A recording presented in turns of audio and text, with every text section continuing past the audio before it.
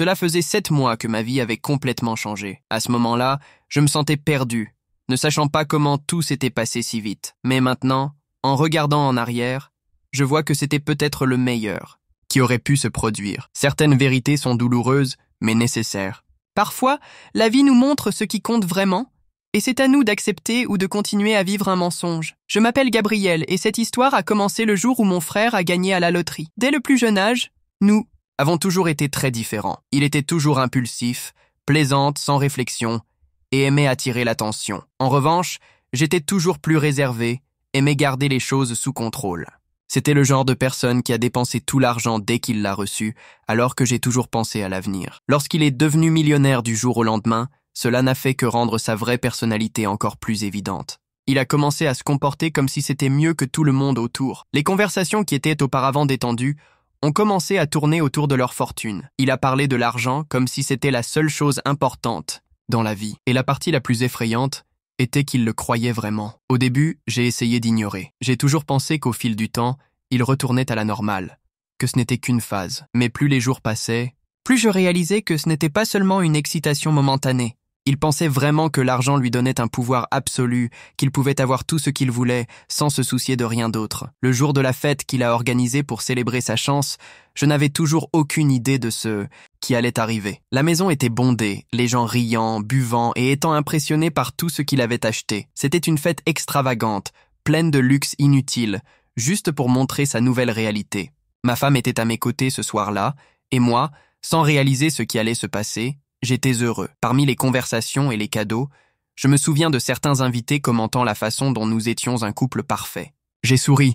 Ne pas imaginer cette nuit changerait tout. Je me souviens avoir tenu sa main, sentant que nous vivions un moment calme, sans souci. Mais tout cela s'est effondré en quelques minutes. Mon frère s'est levé, frappant légèrement la tasse pour attirer l'attention de tout le monde. Le bruit du verre a résonné à travers le couloir, a progressivement réduit les conversations animées. Il sourit, regardant tout le monde, et dit qu'il avait une excellente annonce à faire. Au début, je pensais qu'il allait parler d'un nouvel investissement ou d'une grande décision sur son avenir. Peut-être annoncer qu'il achèterait un nouveau manoir, qu'il voyagerait dans le monde ou ouvrirait une entreprise. Quelque chose qui avait du sens. Mais quand il a sorti une lettre de sa poche et l'a soulevée devant tout le monde, j'ai réalisé que quelque chose n'allait pas.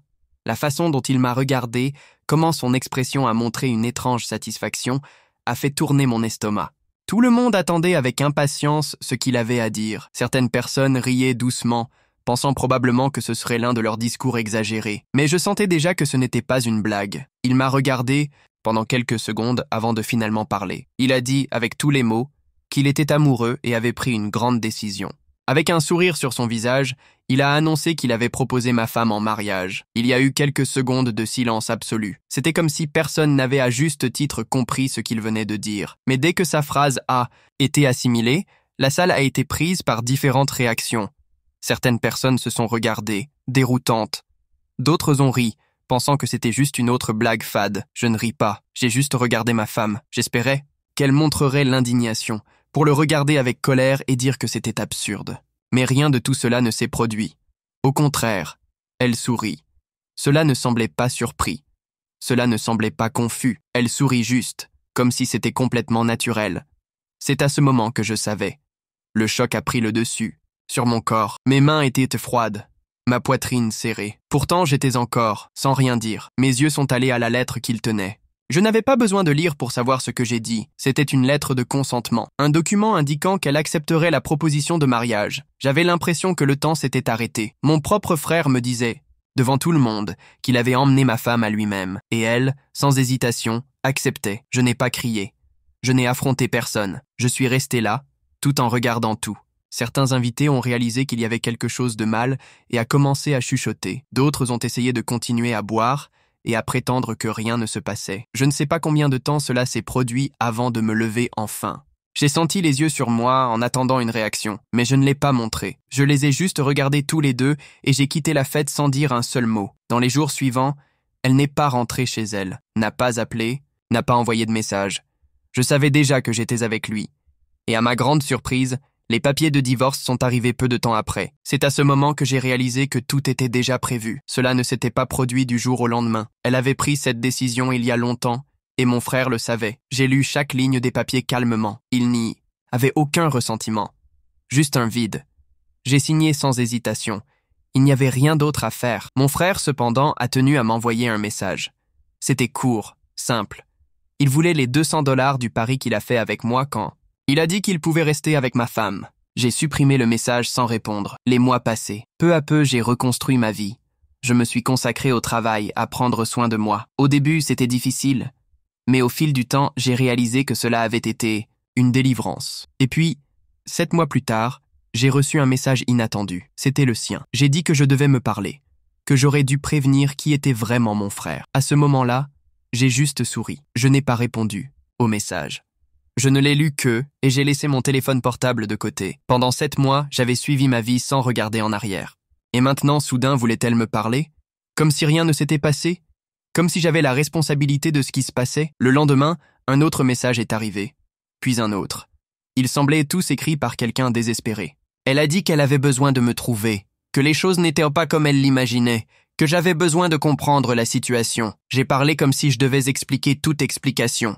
Comme si j'étais responsable de prendre la pire décision de sa vie. Il ne fallut pas longtemps avant que je commence à recevoir des messages de mon frère aussi. Contrairement à elle, il ne semblait pas désolé. Au contraire, j'étais furieux. Je m'accusais d'être entré là où je ne devrais pas conspirer contre lui. J'ai dit que je ne savais rien, que j'étais manipulé. Je n'ai pas compris ce qui se passait, mais une chose était claire, des choses entre eux s'effondrent. Et puis, elle a décidé d'apparaître chez moi. Je ne m'y attendais pas, mais quand j'ai ouvert la porte et l'ai vue là-bas, il semblait que le temps était revenu. Pendant un bref instant, j'ai regardé ce visage qui était si familier. Mais maintenant, tout ce que je ressentais était l'indifférence. Elle était différente. Je ne portais plus les vêtements chers que j'avais commencé à montrer après le mariage avec mon frère. Ses cheveux étaient en désordre, son expression fatiguée. Il y avait quelque chose en elle qui n'existait pas auparavant, la peur. Elle m'a regardé dans les yeux et a dit franchement « Tu aurais dû m'avertir, je ne pouvais pas contenir le rire. Après tout ce qui s'est passé, après l'humiliation que j'ai vécue, a-t-elle vraiment cru que j'aurais dû faire quelque chose ?» Pour elle, c'est à ce moment que j'ai réalisé que tout était déjà prévu. Cela ne s'était pas produit du jour au lendemain. Elle avait pris cette décision il y a longtemps, et mon frère le savait. J'ai lu chaque ligne des papiers calmement. Il n'y avait aucun ressentiment.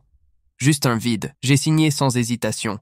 Il n'y avait rien d'autre à faire. Mon frère, cependant, a tenu à m'envoyer un message. C'était court, simple. Il voulait les 200 $ du pari qu'il a fait avec moi quand... Il a dit qu'il pouvait rester avec ma femme. J'ai supprimé le message sans répondre. Les mois passaient. Peu à peu, j'ai reconstruit ma vie. Je me suis consacré au travail, à prendre soin de moi. Au début, c'était difficile.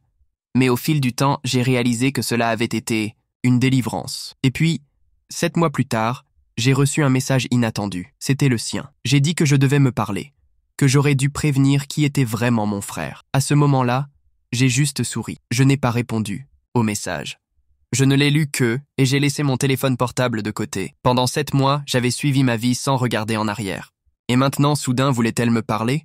Comme si rien ne s'était passé? Comme si j'avais la responsabilité de ce qui se passait? Le lendemain, un autre message est arrivé. Puis un autre.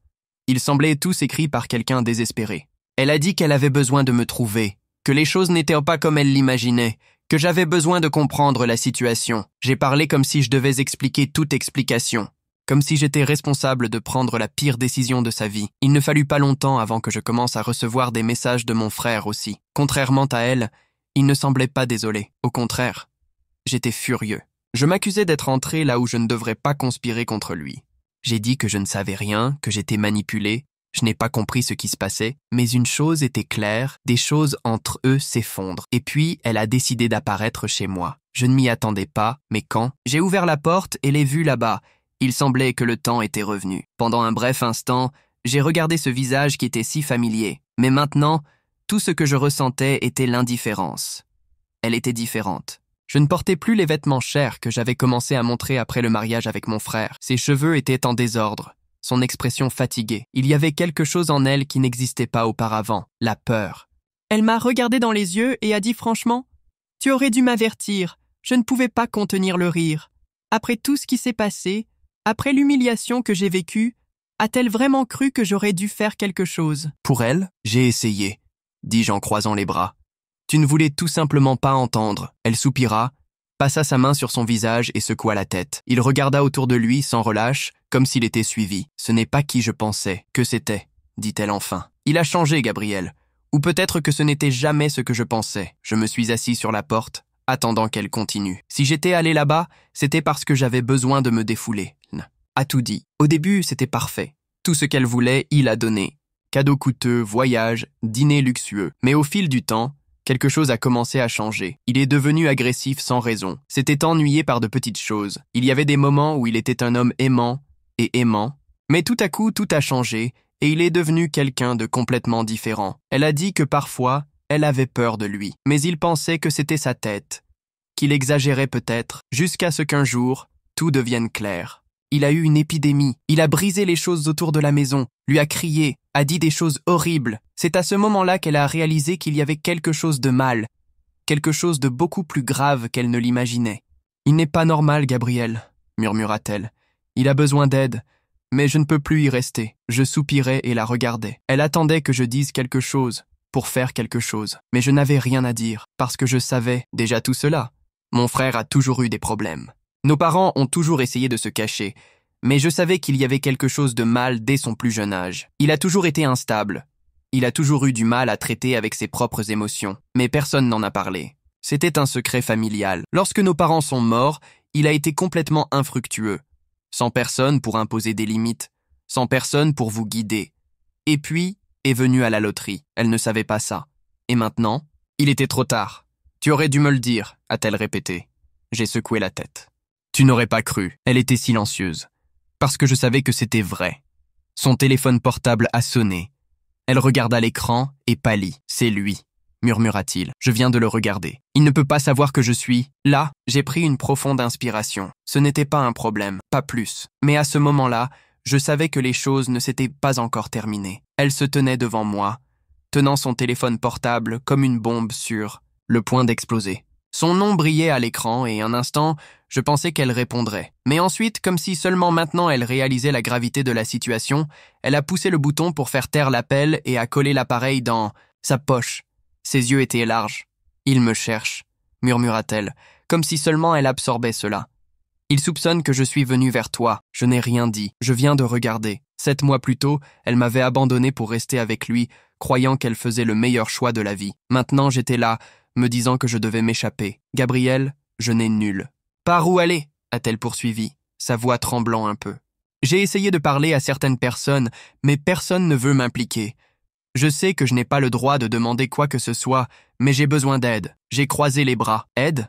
Après tout, après m'avoir humilié devant tout le monde, choisir mon frère comme si j'étais jetable, maintenant elle voulait de l'aide, ce n'est pas mon problème, dis-je. Ma voix sortant ferme, elle se mordit la lèvre et détourna les yeux. Pour la première fois, cela semblait gêner. « Je sais », murmura-t-il. « Mais il ne va pas bien, Gabriel. Il n'est pas le même. » J'ai laissé échapper un rire court et humour. Il a toujours été comme ça. Toi qui n'as jamais voulu voir. Elle prit une profonde inspiration et me regarda droit dans ses yeux. Je pense qu'il va faire quelque chose de mal. La phrase s'est arrêtée dans les airs. Avant de pouvoir répondre, nous avons entendu une voiture freiner brusquement à l'extérieur. Elle était toujours retenant son souffle. Je savais déjà qui c'était avant même de regarder par la fenêtre. Il sortit brusquement de la voiture, frappant fermement à la porte. Son visage était pâle, ses yeux écarquillés, une expression de fureur contenue. Il n'avait pas besoin d'être un expert pour réaliser qu'il n'était pas dans son état. « Normal ! Gabriel !» cria-t-il, faisant quelques pas vers la maison. Mon ex-femme a reculé, tremblant. Il s'arrêta à l'entrée, me regardant. Ses yeux étaient rouges, sa souffle lourde. Où est-elle ? J'aurais pu mentir. J'aurais pu dire que je ne savais pas. Je ne l'avais pas vue depuis des mois, mais à ce moment-là, j'ai réalisé que cela ne faisait aucune différence. Il savait. Déjà, elle ne veut pas te parler, ai-je dit. Son regard devint encore plus sombre. C'est ma femme, grogna-t-il. Pensez-vous que vous pouvez simplement le sortir de moi ? J'ai fait un pas en avant. Tu l'as déjà perdu. Pendant un moment, il était silencieux. Ses yeux se déplaçaient rapidement, comme s'il essayait de comprendre la situation. Mais il y avait quelque chose de plus là-bas, quelque chose au-delà, de la colère. C'était la peur. Peur de perdre le contrôle, peur de perdre tout ce qu'il pensait avoir accompli. Il prit une profonde inspiration, passa sa main dans ses cheveux et recula. « Je n'ai rien fait de mal », murmura-t-il. « Je lui ai tout donné, tout. Et c'est comme ça qu'elle me paie ?» Il m'a regardé, cherchant une réponse. Mais je n'avais rien à dire. Il savait exactement ce qu'il avait fait. « Vous n'avez jamais rien eu, frère », dis-je, la voix basse mais ferme. Son expression s'est contournée. Donc sans aucun autre mot, il est retourné à la voiture et est parti. Mon ex-femme tremblait encore quand je me tournais vers elle. « Qu'est-ce que tu vas faire maintenant ?» j'ai demandé. Elle a avalé dur. « Je ne sais pas. » Je suis retourné dans le salon et je me suis assis sur le canapé. Je n'ai ressenti aucun soulagement, aucune satisfaction, juste un vide. Pendant des mois, j'ai essayé de ne pas y réfléchir davantage, de suivre ma vie comme si de rien n'était. Mais maintenant, tout est revenu dur. Mon frère, désespéré, voyant tout s'effondrer. Mon ex-femme, perdue, ne sachant pas où aller. Le lendemain, je me suis réveillé tôt et je suis allé travailler. Je n'ai plus reçu de message d'elle ni de lui. Je pensais qu'il avait peut-être abandonné, qu'il avait finalement compris que rien de ce qu'il faisait ne pouvait être réparé. Mais la nuit, la nouvelle m'est venue. Mon frère était en faillite. C'était quelque chose de prévisible. Il n'a jamais su gérer quoi que ce soit dans la vie. Il a passé sans réfléchir, fait confiance aux mauvaises personnes, jeté tout, l'argent comme s'ils étaient infinis. Maintenant, il n'y avait plus rien. La banque a pris les marchandises qu'il a achetées, les voitures de luxe, l'immense maison. Il était sur le point de tout perdre.